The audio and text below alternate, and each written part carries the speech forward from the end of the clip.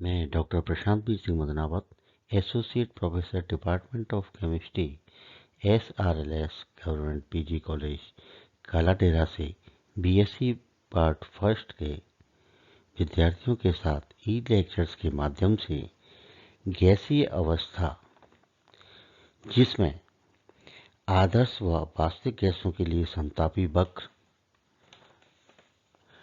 क्रांतिक ताप, क्रांतिक दाब, क्रांतिक आयतन और ये तीनों मिलाकर क्रांतिक स्थिरांक तथा क्रांतिक आयतन Vc का निर्धारण किस प्रकार किया जाता है, इस ई लेक्चर्स के माध्यम से आपका स्वागत करता हूं और आपके साथ विचार विमर्श करता हूं। आदर्श व वास्तविक गैसों के लिए समतापी वक्र। एंड्रूज के अनुसार विभिन्न तापों पर कार्बन डाइऑक्साइड पर लिए गए समतापी वक्र निम्न प्रकार के होते हैं। तो ये दो आरेख हैं, एक आदर्श गैस के लिए समतापी वक्र कांस्टेंट टेम्परेचर पर और वास्तविक गैसों के लिए समतापी वक्र।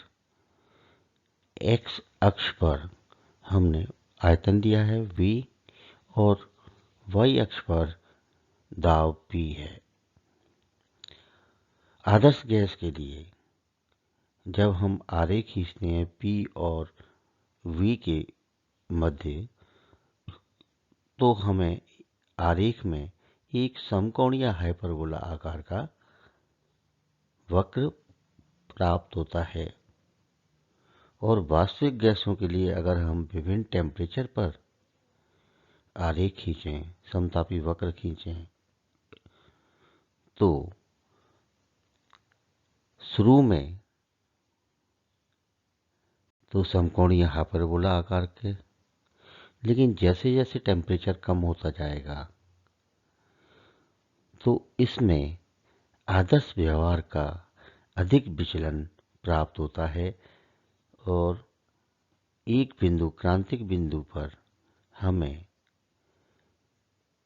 एक टेम्परेचर पर, एक प्रेशर पर आयतन का एक मान प्राप्त होता है, लेकिन लो टेम्परेचर पर एक ही दाब पर हमें गैस के 3 आयतन प्राप्त होते हैं।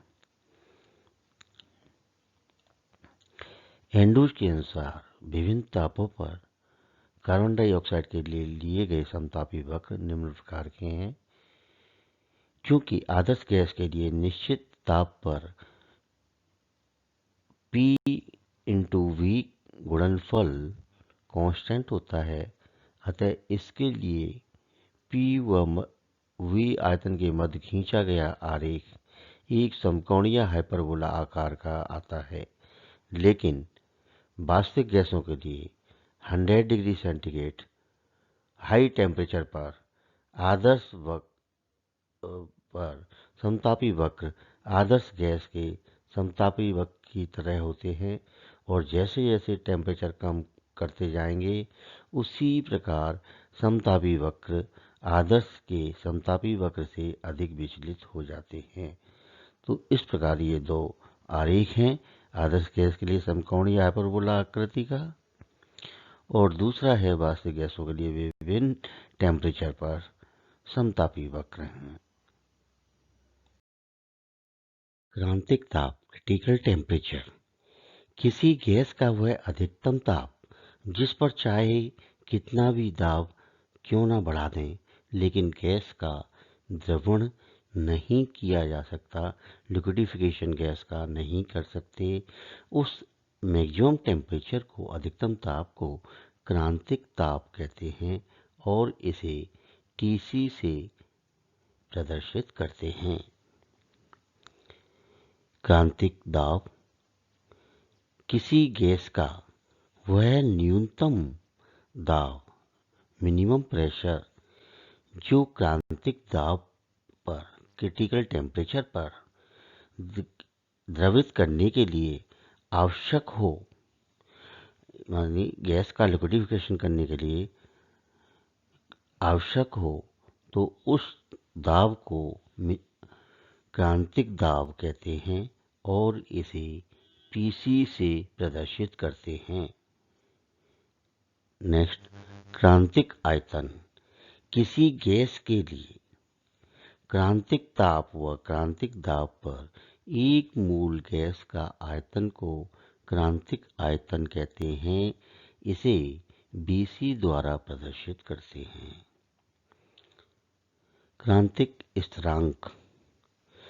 किसी गैस के क्रांतिक ताप व क्रांतिक दाब व क्रांतिक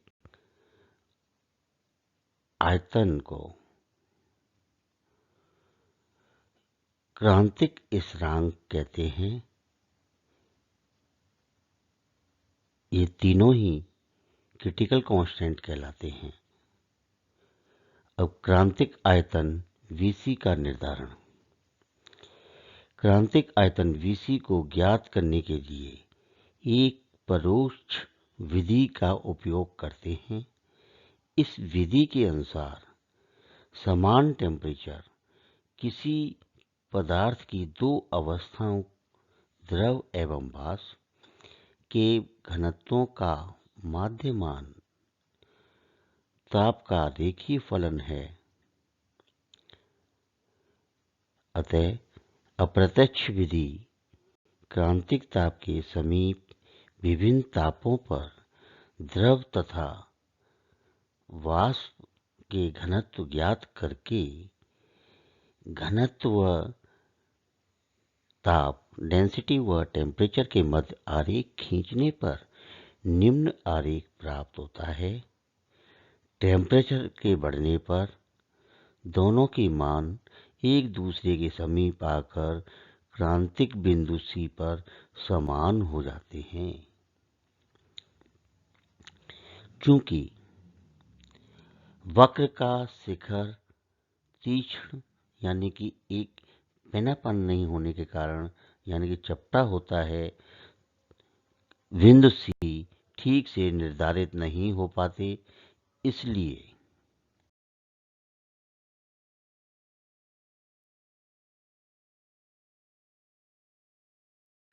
अवस्था का सातत्य, कंटिन्यूटी ऑफ स्टेट, किसी भी बाष्प गैस का या आदर्श गैस का हम अवस्था का सातत्य किस प्रकार होता है इसके बारे में बात करते हैं। तो कंटिन्यूटी ऑफ स्टेट, अवस्था का सातत्य, यदि गैसों का टेम्परेचर क्रांतिक ताप से, क्रिटिकल टेम्परेचर से कम हो तो प्रेशर बढ़ाकर, दाब बढ़ाकर गैसों को द्रवित कर सकते हैं। इस प्रकार अनेक दाब ऐसे हैं जिन पर गैस द्रव साम्य में रह सकते हैं, यूक्लिब्रियम में रह सकते हैं। इस प्रकार किसी गैस के द्रवण में दोनों प्रावस्थाओं में अंतर स्पष्ट किया जा सकता है, लेकिन गैस का ताप क्रांतिक ताप हो, किसी गैस का टेम्परेचर क्रिटिकल टेम्परेचर हो, तो उस गैस के द्रव अवस्था से द्रव अवस्था में परिवर्तन धीरे धीरे और सतत होता है। मतलब स्लो तो होगा ही, लेकिन कंटिन्यू होगा। अतः एक अवस्था से दूसरी अवस्था में संक्रमण होने वाले प्रक्रम को, प्रोसेस को, जहाँ परिवर्तन इतना धीरे धीरे होता है कि दोनों प्रावस्थाओं में अंतर यानी कि विभेद करना संभव नहीं होता, उस अवस्था को